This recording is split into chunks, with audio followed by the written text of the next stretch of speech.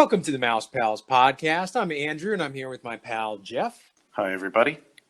This is a 30-minute show about all talk about Disney parks and properties. We're going to bring you the news and dive deep into the most interesting topics regarding Disney. So, Jeff, today we don't have a ton of good news this week, but news there is. We're also going to talk about our top 5 hotels that we like at Disney and the Disney parks. So other than that, how are you doing, Jeff? I'm doing pretty good. How about yourself? Good, not too bad. Ready for the July 4th weekend and ready to Same here. grill out and have a good day. Grill out and chill out. That's right. Yeah, Jeff, I know that Disney sent out invitations to the annual pass holders for the soft opening. Did you get that invitation? I did not, but my brother-in-law did. He's a platinum pass holder. I'm a gold pass holder, so I didn't see anything. I think I checked my spam box, and I did not see anything. So I think I missed out on that. But then again, I heard about Universal's preview days, and that was kind of packed. So I'm not sure if I'm really going to be missing out on the preview days. Yeah, I got one of the notifications on my Disney experience. It said you've been selected to whatever, just sign up. And by the time, I think 10 minutes later that I opened it up, it was gone. Nothing. No, it was done. Not that I would have gone either. It was just interesting. Is your brother-in-law going? No, he's not. No chosen. Yeah, I think that's the smart choice. Like you said, that it was very, very busy in Universal, and if it's any indication of what's going to happen at Disney, it'd probably be good to avoid these pre-opening events. Yeah, they of course increased testing in Florida, as we talked about earlier. But right. Of course, we've been setting records amounts of COVID cases, so just trying to play it safe. Yeah, exactly. It's a smart move. So you have some news about cast members, right? Yeah, cast members have limited options when they kind of come back there. I think it has to do a lot with break rooms have been reduced, just mostly because of cleaning procedures and all the touching and stuff like that goes on in those rooms. That's just to keep really for their own safety. But, cast members need a break. I think they're also blocked out, I think all of maybe September or something like that. So they can't visit the parks then. So, it's tough on everybody, and cast members especially. What can you do? Yeah, exactly. And I hear that, I think maybe some or one of the unions for the cast member, which were objecting and saying it wasn't safe yet and asking Disney to rethink things. And I don't think that's working out, but I think most cast members are coming back. I don't know if you've heard that too. Yeah, I have. Yeah. It doesn't seem like they'll push the starting date. No, I think it's all set in motion. It's coming up here. I mean, as the time we're taping it, it's early July, and I think it's July 9th for Magic Kingdom and Animal Kingdom, if I'm not mistaken. Maybe the 10th, but yeah, exactly. So I think it's probably going to happen unless something crazy happens, but who knows? Well, there's some good news, I guess, when it comes to updating Splash Mountain. You got any news about that? Yeah, I know we had mentioned Splash Mountain in a couple of episodes previously, and since we last recorded Splash Mountain, they've announced something big as far as a redesign. It is no longer going to be the Brer Rabbit themed and more kind of to the point. It's not going to be from the movie Song of the South. There's a lot of things going on with that and everything. They're changing it to Tiana themed, which I think it's a good move. I think it actually fits pretty well with absolutely. New Orleans. Mm-hmm. They already have the steamboats or the ferry there at the end of the Splash Mountain. I think it'll fit really well, actually. Yeah, I think it'd be a great transition into the Princess and the Frog movie, which I very much enjoyed. I remember seeing it in the movie theater, and it was a great Disney movie. Exactly, I think you're right. So I think that's a good move, and Now, if they only got rid of the drop. That's the best part. They should make it steeper and longer. Not for me. Fingers crossed. No, you don't like those drops. Can't do drops. It's the best part.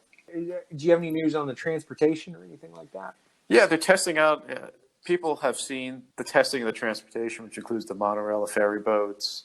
Yeah, we last talked about the Skyliners, and they are probably all going to be good to go by the time the parks open up in the next week or so. So looks like they're going to have every mode of transportation available for everybody. Yeah, and I've seen some pictures out there, at least of the monorail. I saw there was one parked in the Contemporary, and you could see that they had dividers up between. If you've been on the monorail, they usually have two sets or two pods, kind of two areas of seating in one monorail car, and they put up a division in there so that there's going to be at least some protection from the other part of it, half of the car.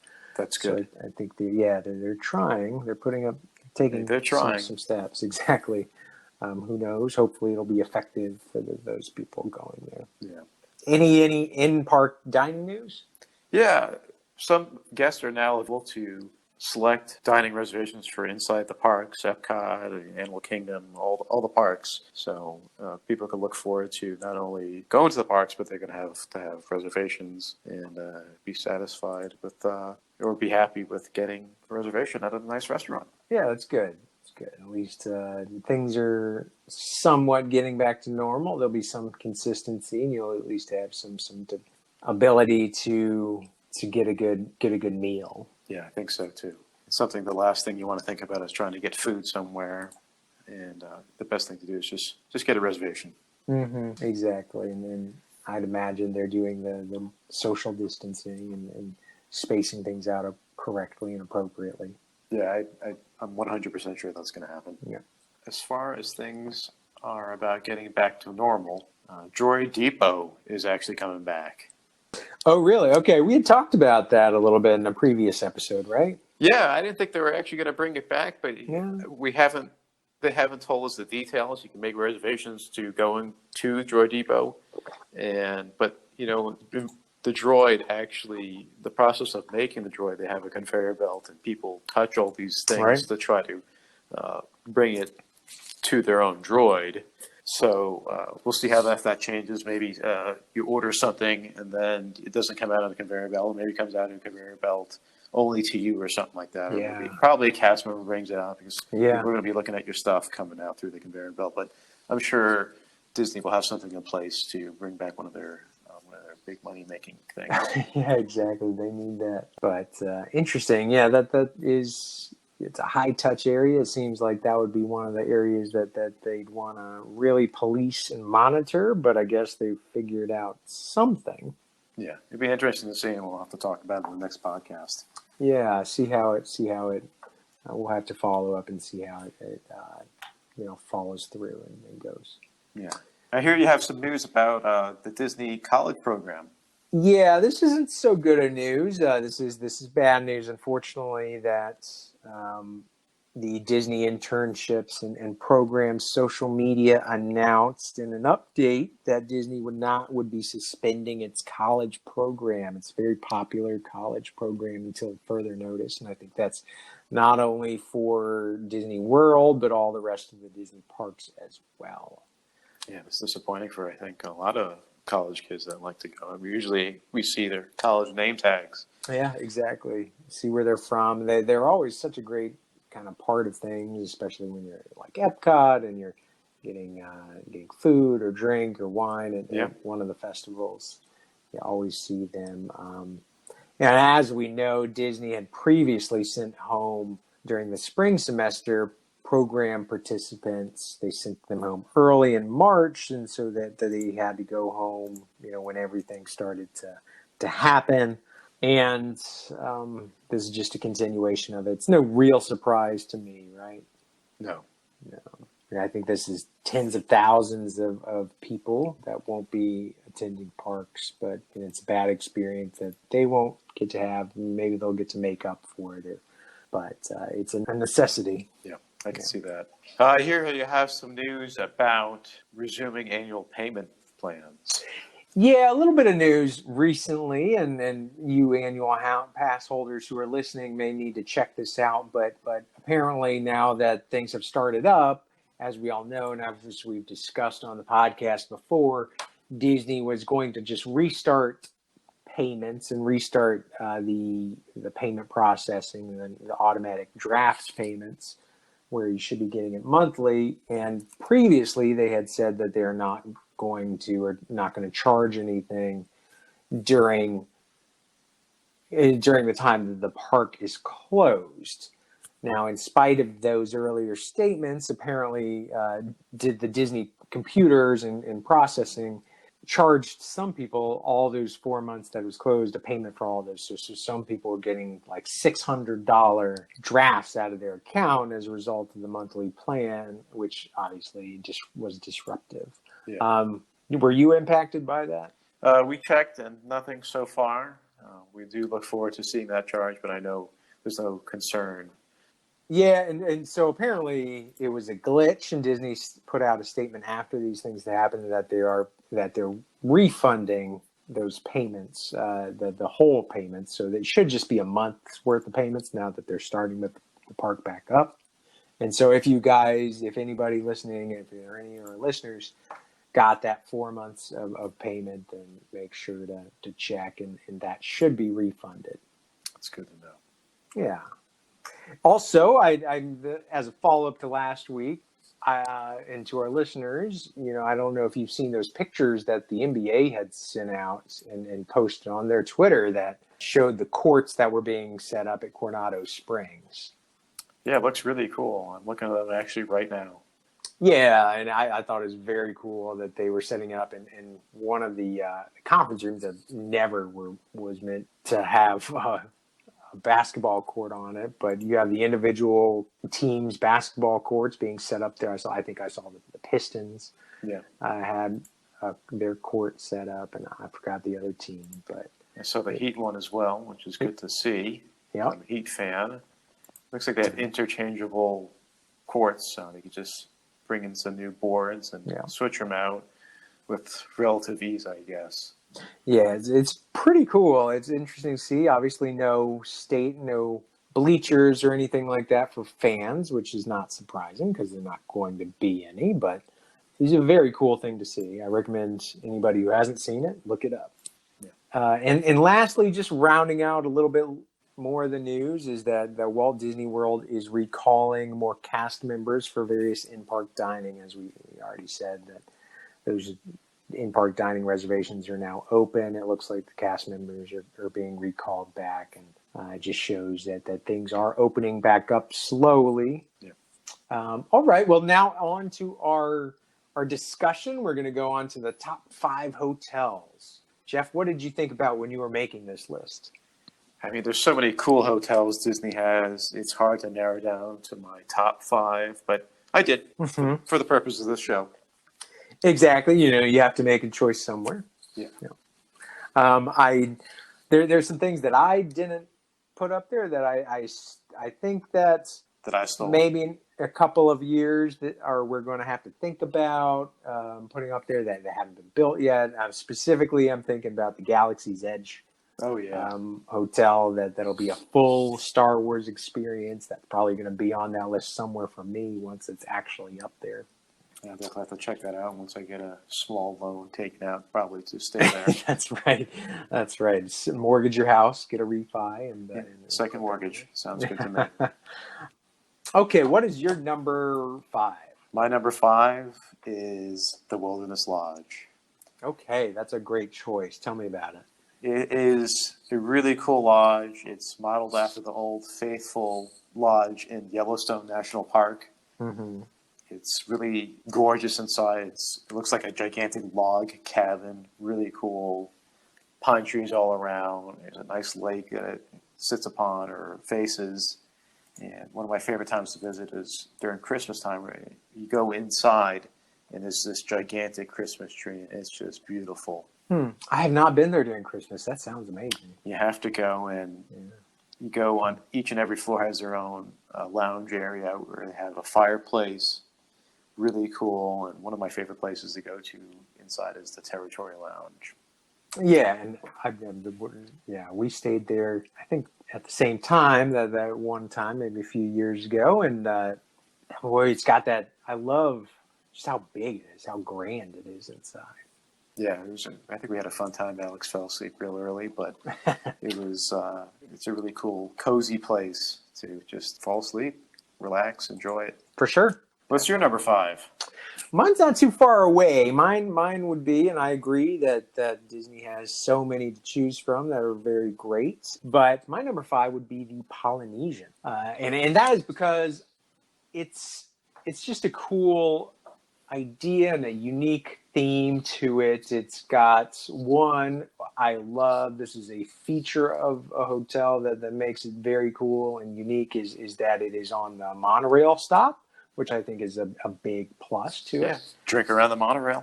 Drink around the monorail, which I don't think I've ever done fully and completely. Just we'll have maybe to do started. that. Exactly. It's a good. We definitely have to do that. That's on the list of things to do when we get back there. But it's got, the Polynesian has a great pool. It has a good theme.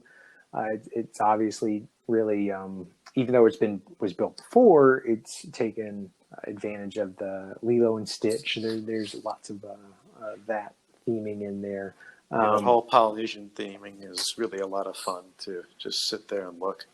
Exactly, and it's very cool. It's got that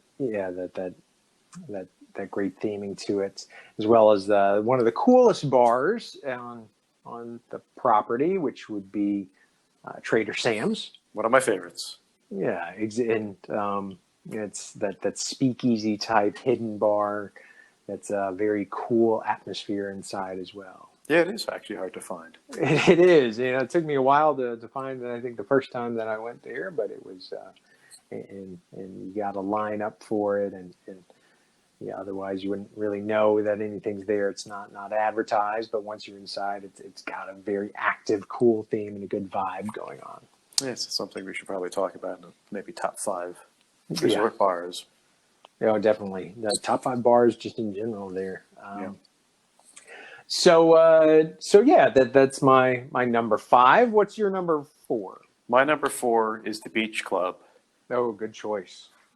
It's one of my favorite places to be. It's because it's close to Epcot and you can walk there. Exactly. The Beach Club is such a good location. It's a nice, chill atmosphere. I like the whole nautical theme. And one of my favorite places to go is the Ale and Compass Lounge. Another great lounge. It's small. It's relaxing. You get a nice little drink, a little snack, and the food there is delicious. Yeah, and I that was the last place I stayed, the last hotel when I went recently for a conference, and just a cool and great rooms too, just good new kind of insides as well, even though it's one of the older. Yeah, they recently renovated it in the past couple of years, and it's actually one of the to walk to from Epcot, so it's a great place to walk around the world in Epcot and then go right into the Beach Club. Exactly, and got one of the coolest pools too. It's got the shipwreck, as I call it. It is pretty cool. A nice slide that goes down from the shipwreck. Exactly. Pretty awesome. What's your number 4? My number 4 is actually the only one on my list, which is not a Disney hotel. Oh, you're going out there. I am. This is as a Hilton guy. I have a lot of membership, been to a lot of conferences. I go to the Bonnet Creek Hilton, which is just as I said, I've been there for a lot of hotels, so maybe it's just the frequency and the familiarity that I have with the hotel. It's a little removed from the parks, so that's a negative that drops it down. But I really like the rooms. I like the bathrooms, especially in the more renovated parts. But it's got a great lazy river pool and got a good golf course. You can't really go wrong there. Yeah, a lot of on-property resorts like the Hilton are very nice, and just for the record, not supported by or sponsored by the Hilton. That's right, though we are willing. We'll take it. Don't worry. Whatever you guys want to do. Same here. Whatever you guys can do. Anything. Okay, so what's your next one? My number 3, Port Orleans. Oh, good choice. I like the whole bayou. I love New Orleans. Mhm. I think you've been to New Orleans. Of course, we did it at separate times, Mm-hmm. but it's a great theme. The whole bayou theming going on, the whole New Orleans, Louisiana vibe. You got a restaurant that plays, Yep. I guess, jazz. Jazz, that's right. You can get some nice, delicious beignets. Mm-hmm. Oh, I was going to ask, do you get the beignet with the? I think it's the. I forget what alcohol, but they put some sort of rum inside of it, right? They inject some. I cannot attest to that. I have, and I can, and it is quite the experience. But I do enjoy it. I will have to get one absolutely now. I Well- really liked visiting there. It was actually one of our favorite affordable places at the time to stay. And just the whole theme of me staying at a resort is just to relax, and it's another great relaxing places. And one of the things I like going on is the little riverboat. It takes you down to Disney Springs. It's a long ways. It's probably like a 15 or 20-minute boat ride, but you end up relaxing on the way to Disney Springs. It sets the mood. Yeah, I really like it too. That's a good choice. And that bar, that's really up there with Trader Sam's for me. It's got the jazz, the live jazz that comes in the time that I've been there. With, like I said, I certainly enjoyed the beignets, and it was definitely a different experience from anywhere else. And once you're there, it really takes you out of the park and really puts you feels like you're in a New Orleans type place. Yeah, especially with all those beautiful magnolia trees. Exactly. What's your number 3? My number 3 is on the other side of the park. It is the Animal Kingdom Lodge. Ooh, Have you been there? I have, and I've stayed there. It's a good place. I like the theme to it. It's not too different from the Wilderness Lodge, but it's got that kind of, say, Lion King type theme to it. That's It's got, to me, one of the better restaurants on property with Sana, a very delicious African themed restaurant. The rooms are very cool. It's just a cool big lodge. Okay, what's your number 2? My number 2 is the Contemporary Resort. I know I might be knocked on that. However, it holds a little bit of sentimental value. It's just one of the first hotels I ended up staying at when I was a child. Oh, very cool. Yeah. And I got a really cool story. I don't know how cool this would be to the listeners, or besides me, maybe my wife who listens in, is that they had the mini bars back then, which they probably had to get the mini bars back maybe a couple of years ago. But when I was a kid and I saw that mini bar, I raided that fridge, and I think my parents walked in on me, or found out, and they saw like a huge room bill, or they realized that I had taken everything out, 30, 40 bottles, all the snacks inside, and they freaked out. But Disney has such a great customer service. They ended up just putting everything back and wasn't charged. Huh. Did you drink all of the things in the minibar? I don't know. I don't remember. Because I was There- probably like 5 or 6 years old, but You don't remember probably because you drank all the stuff in the minibar. that's also a possibility. No, that's great. There's some other things I like about the Contemporary Resort is that it holds one of my favorite restaurants in the resort is the California Grill. It's a good spot. It's a high-end restaurant, both literally and metaphorically, because it costs a lot of money to have a nice dinner there. But you can also just get a drink at the bar. But it's also on top of the Contemporary Resort, where you can actually overlook the fireworks at Magic Kingdom. Very cool. Have you actually been there for the fireworks? I have, and it's we end up finishing dinner early, but they let you back in up top, and you can stay outside and look at the fireworks. I think you can try to get a reservation around sunset, or really just around the firework time. But they allow you to come back up. That might have changed. Well, maybe I have to put a disclaimer in if I find out different information. That's all right. Yeah. But it's a really cool spot, and I've seen the fireworks there. Absolutely amazing.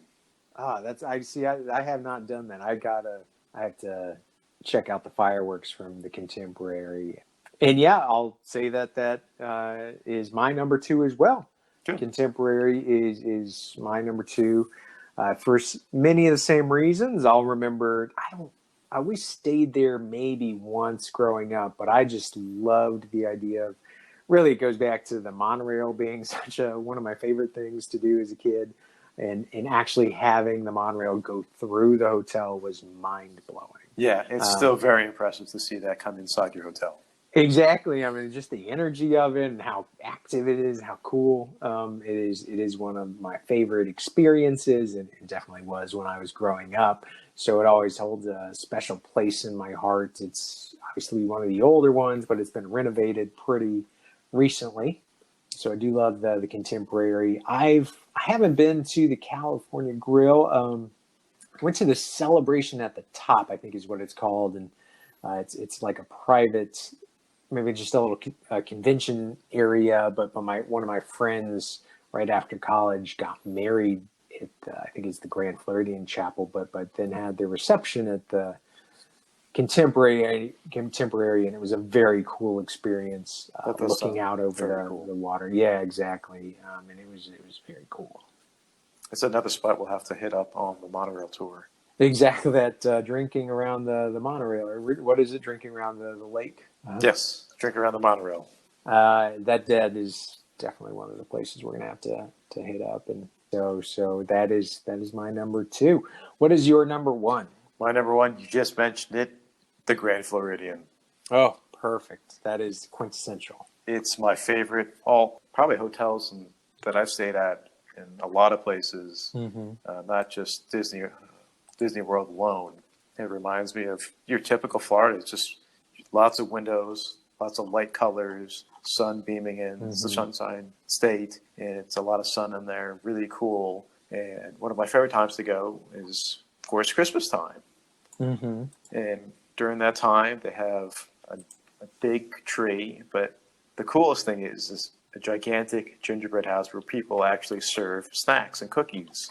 That's right. And hot chocolate. So cool. Yeah. Supposedly, there's actually a person that sells roasted chestnuts. I've never seen it. I think it's a little old man selling it. Maybe I'm making this up. Maybe someone's going to correct me.